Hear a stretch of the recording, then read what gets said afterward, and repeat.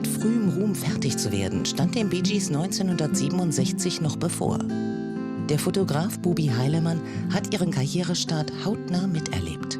Also das war beispielsweise im Beat Club in Bremen.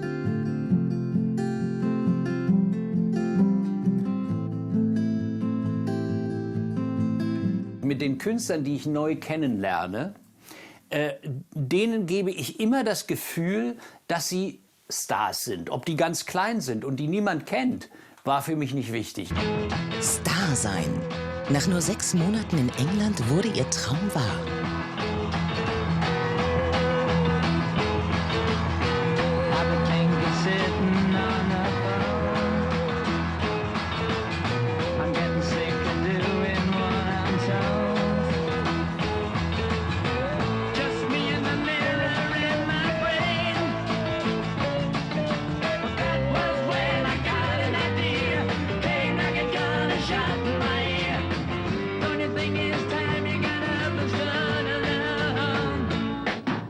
Das war schon ein Triumph für die Band. Also die kamen schon sensationell gut an.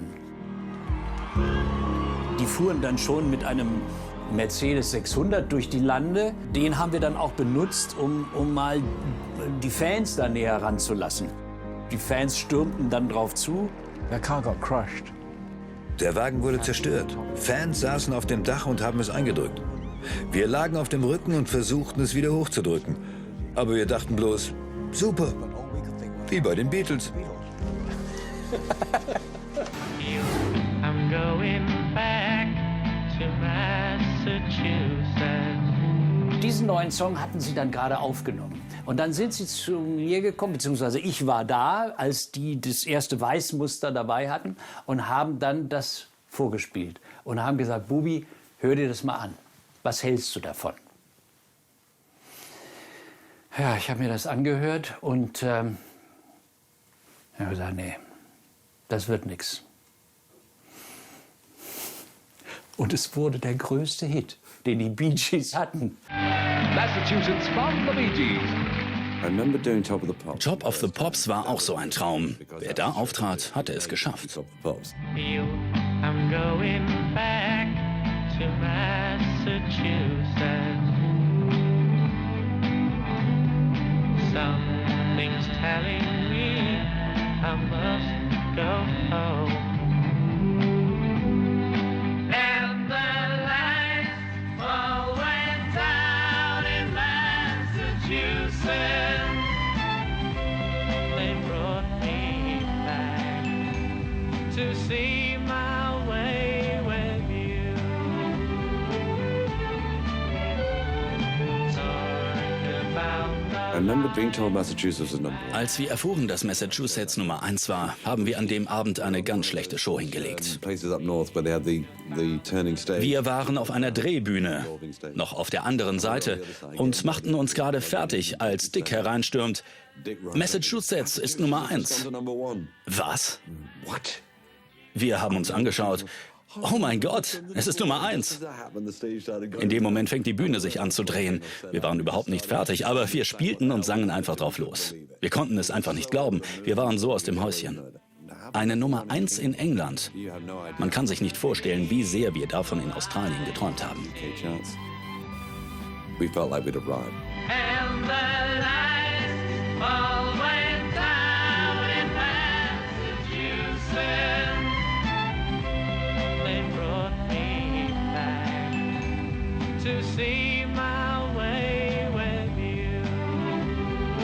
If you look back at the 60s, In den späten 60ern war mein Vater das Gesicht der Band bei Songs wie Massachusetts, bei denen er der Leadsänger war.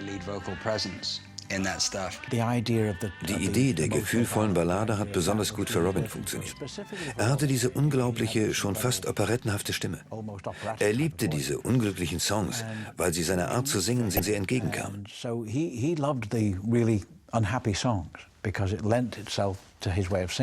Den Beatles waren sie 1967 mit Massachusetts dicht auf den Fersen. Dem ersten Nummer-1-Hit in England folgte auch Barrys persönliche Nummer 1, Linda. Dass Barry bereits in festen Händen war, wusste kaum jemand. Er war mit Maureen Bates, einer Jugendliebe aus Australien, verheiratet. diese Verbindung hat nicht sehr lange gehalten. Abgesehen davon war das auch gegen die Wünsche von Robert Stigwood. Wir haben auch mal darüber gesprochen, dass wir haben dann mal in der Zeitschrift auch mal gesagt, dass sie keine Freundinnen offiziell haben dürfen, dass sie nicht heiraten dürfen und solche Sachen. Sie mussten also vom Management befohlen eher solo bleiben, damit es eben gar keine Möglichkeit gibt, dass sich Fans irgendwie Mädels abwenden und sagen, ach, der ist ja eh verheiratet, der ist ja eh vergeben. Barry Gibb nutzte das Image des unverheirateten Singles gnadenlos aus. Nachdem der Barry ja so ein hübscher Kerl war, da haben wir natürlich mit dem auch, den haben wir gleich zweckentfremdet. Den haben wir beispielsweise auch mit Models zusammengebracht, denn ich musste für Bravo oftmals auch die Modereportagen machen. Das war bei einer Solo-Session, die ich mit Bubi gemacht habe. Ich erinnere mich an viele junge Frauen in Unterwäsche, aber es war harmlos. Ja, und wie das Leben so spielt, bei mir war das oftmals auch nicht anders. Man lernt dann so ein Model dann auch näher kennen und dadurch kam er dann auch so ein bisschen mit den Mädels enger zusammen. Ich habe mich gut benommen. Ich weiß nicht, wie es mit Bubi war, aber ich war brav. Ich konnte gerade noch fotografieren, wie er in diese Kammer verschwindet mit ihr. Er war schon ein ziemlicher Schwerenöter. Er hat das schon ausgenutzt, wenn er so unterwegs war. Liebe Grüße an Bubi. Wir haben eine lange und bunte Geschichte zusammen.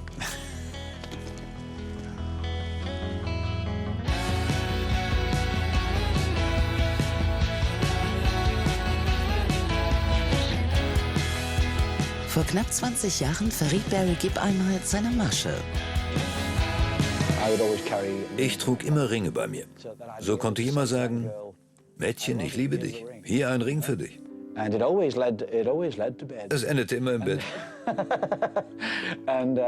Ich war ein Schlingel, das muss ich wohl zugeben. Von den unzähligen Frauen in seinem Leben erzählt Barry Gibb auf seinem neuen Album In the Now, in dem Song Amy in Color. Amy comes in colors. Amy in color is lust.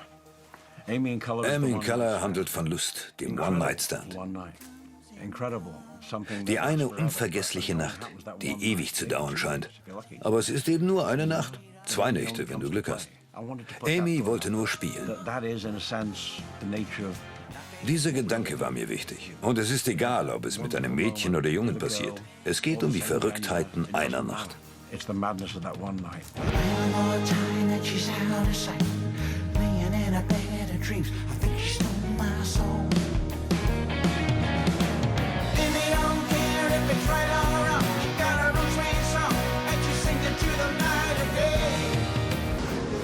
Der Fotograf Bubi Heilemann erlebte 1968 die wachsenden Spannungen unter den Gibb-Brüdern hautnah mit. Ich merkte, da kriselte es auch so ein bisschen. Das heißt, die waren da untereinander nicht so ganz grün. Es gab Eifersüchteleien zwischen den Bandmitgliedern, also hauptsächlich zwischen den 3 Brüdern. Es war für mich natürlich als Fotograf, der sagen wir, hauptsächlich auch visuell darauf achten musste, dass das ordentliche Bilder werden, war natürlich der Barry der Schönste, der Größte, der überhaupt, und der konnte am schönsten lächeln und der war einfach ein toller Typ und der passte natürlich ganz genau in das Programm von Bravo. Robin versuchte mit Tricks Aufmerksamkeit zu erregen. Robin versuchte sein Gesicht zu verschönern durch extreme Brillen. Die sind immer wieder aufgefallen. Dabei wollte er nicht länger in Barrys Schatten stehen. Der war eher so derjenige, der die meisten Komplexe hatte, obwohl er ja eine der wichtigsten Stimmen bei den Bee Gees hatte. Aber so Fotos, das war nicht so richtig seine Welt. Aber trotzdem, er reagierte ziemlich eifersüchtig, wenn eben er die Zeitschrift aufschlug und immer wieder war nur sein großer Bruder zu sehen. Das gefiel ihm gar nicht und dadurch kam auch so ein bisschen der Streit auf. Das heißt, die Bee Gees zusammen konnten mal ein Rücktitel werden, aber auf dem Titel vorne, da musste halt immer Barry sein, weil der einfach die meiste Ausstrahlung hatte. This was a youthquake in Carnaby Street, West 1. Da war die Hölle los. Thousands of mini-skirted maidens and an equal number of mod males crammed into the street of swinging gear to get a glimpse of the youthful showbiz celebrities that had come to see the best dresser of them all get duly rewarded. Barry Gibb was the name. Alle wollten ganz nah ran und Barry stand oben auf dem Balkon, ich auch. With £500 for being the best dressed personality of the year. By Carnaby Street standards, that is.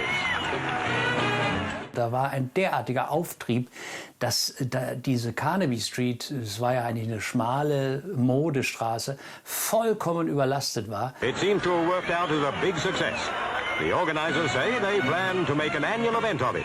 Groovy, baby, groovy.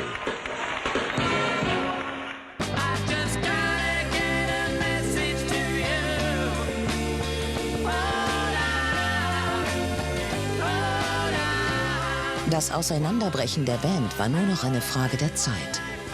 Bubi Heilemann machte damals ein Foto der Brüder mit Symbolcharakter. Die Bee Gees haben sich Waffen gekauft und nachdem sie die sowieso mir stolz zeigten, als sie damit wieder im Hotel waren, habe ich mal so ein Foto gemacht von den beiden, die sich gegenseitig die Pistole an die Schläfe setzen. Das war natürlich als Gag gedacht. Aber wie das Leben so spielt, Bravo hat das dann rausgezogen und hat dann daraus eine Doppelseite produziert. Und da war dann der Ofen vollkommen aus. Ja? Weil das war ja nicht dafür gedacht. Aber es hat halt die Redaktion so hergenommen, weil das halt im Archiv lag. Und damit war dann Robin mir auch erstmal absolut böse. Der fand das nicht nett, dass das so dafür verwendet wurde.